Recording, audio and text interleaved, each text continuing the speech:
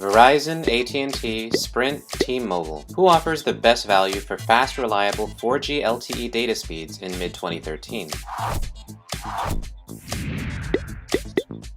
First, let me apologize to the millions of viewers in other countries. Since I was born and raised in Silicon Valley, this series will focus primarily on US carriers. But I'd like to learn how things are done in other places for future episodes. Let me know your thoughts in the comments. So far, we've focused on consumer electronics vendors that manufacture smartphones. In this 11th episode of Phone Wars, let's kick off the first part of a subscriber-requested miniseries, the most expensive technological service most of us will ever buy during our digital lives: wireless network services. While the network wars have been going on since the 1980s, let's save a history of the wireless industry for another day. So to kick things off, I wanted to start by looking at how major carriers are competing for our hard-earned money. The US market is really unique. Most carriers here rely on a 2-year service contract business model. To explain, it helps to identify the three main groups in the mobile industry. Consumer electronics vendors design, manufacture, and market the hardware devices. Carriers buy these devices in bulk from the vendors, then bundle them with their own network services. And finally, most US consumers buy the bundles,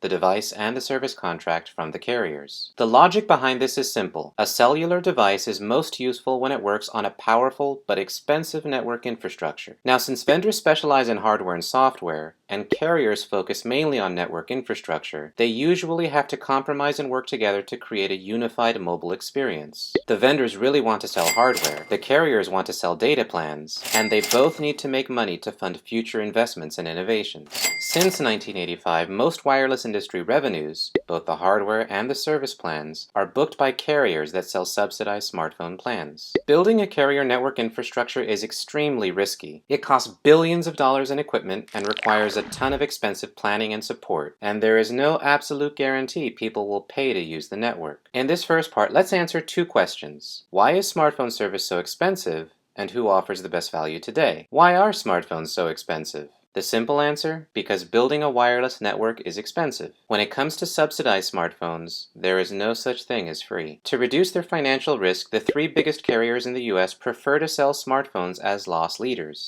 A loss leader is something sold at or below cost to encourage demand for other profitable goods and services. Loss leaders have a long tradition in the US whenever businesses have introduced new technologies and platforms. Edison Gas and Electric gave away free electric lamps to create new electricity subscribers. AOL flooded mailboxes with free CDs in the 1990s to get new internet service subscribers. And today, wireless carriers advertise free smartphones to lock in subscribers for 2 years. Over the past 6 years, the really great marketing and innovation of mobile devices from consumer electronics vendors has made it strategically vital for carriers to support the hottest new devices that are launched every single year. And the carriers advertise loss-leading subsidized prices to ultimately profit from the more stable recurring revenue that comes from 2-year contracts.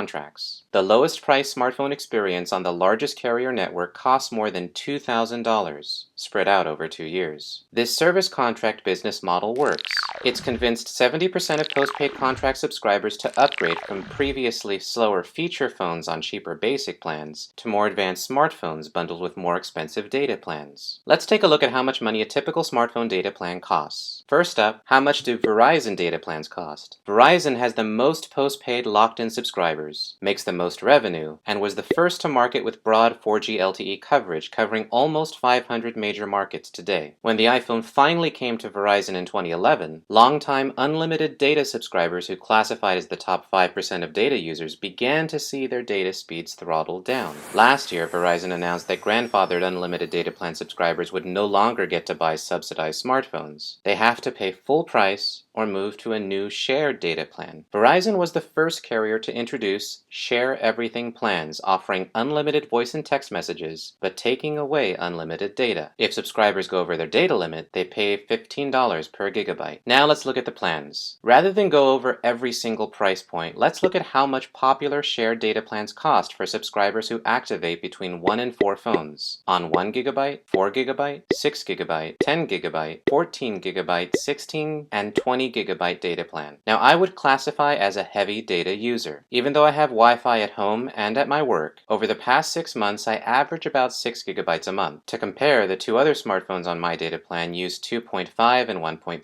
gigabytes. gigabytes. So on the Verizon network, we would probably go for the 10 gigabyte plan, paying $5,300 over 2 years. And if we ever go over our data cap, which would probably be my fault, we would have to pay more. Now let's compare Verizon to AT&T. Over the past 6 years, thanks to their almost 4-year iPhone exclusivity, AT&T has gained the most total subscribers. And even though AT&T doesn't have as many postpaid subscribers, and its LTE network covers only about 300 major markets, because AT&T uses newer technology, its 4G LTE performance today seems to be edging past Verizon's older LTE network. But let's set aside a performance review for another episode. In 2010, AT&T stopped offering unlimited data plans. And last year, like Verizon, AT&T started throttling LTE data speeds for longtime subscribers who signed up during the age of unlimited data. Now, after subscribers use more than 3 to 5 gigabytes during a given month, data speeds are throttled down to 3G speeds. If subscribers would like to avoid throttling, AT&T launched a similar unlimited voice and texting but shared data plan 2 months after Verizon did. AT&T has the same 1, 4, 6, and 10 gigabyte data plan as Verizon, and a 15 or 20 gigabyte plan for heavy data users while charging the same $15 per gigabyte for overages. Now if you're thinking about becoming a new subscriber, here are some charts that compare the total cost of a 2-year contract on Verizon and AT&T with 1,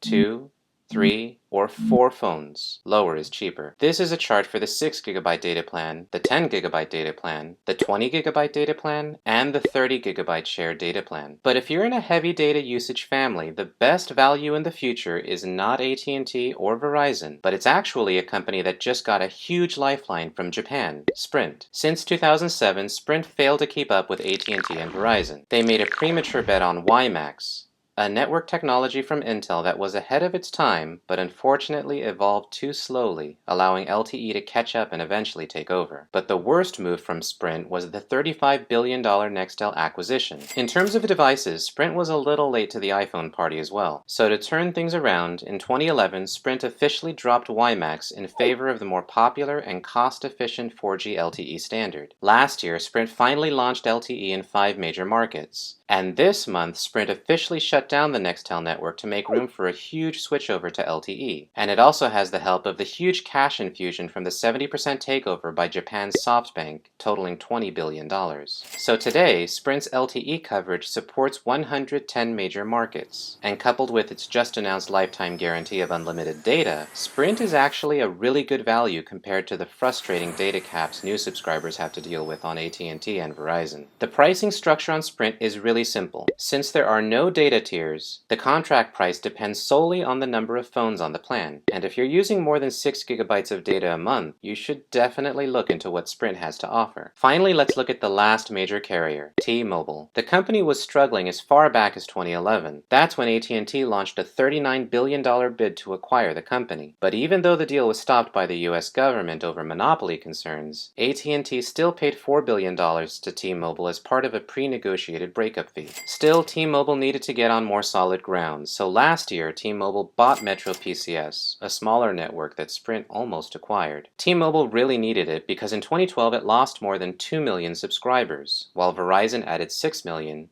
AT&T gained 4 million, and Sprint gained just over 1 million. Today, T-Mobile's LTE network covers only 7 major cities, but they plan to cover 200 million people by the end of 2013. The new CEO is actually going against the loss-leading industry trends that the other competitors have followed. The new Jump program allows users to upgrade their phone twice a year, as long as they pay $10 a month per phone. And to attract new subscribers, T-Mobile offers unlimited talk, text, and web, and there's no credit check and no contract. But this requires T-Mobile users to buy their own devices up front. Rather than compete with the loss-leading strategy tied to a service contract, T-Mobile tries to make it simple by offering the best deals for their data plans. And with the 4G LTE rollout this past March, the company hopes to begin adding subscribers next year. In terms of price, T-Mobile definitely offers the best deal in all cases. And when you look at the overall price of a 2-year contract, the extra cost of buying your own smartphone off contract doesn't look so bad after all. Now some caveats.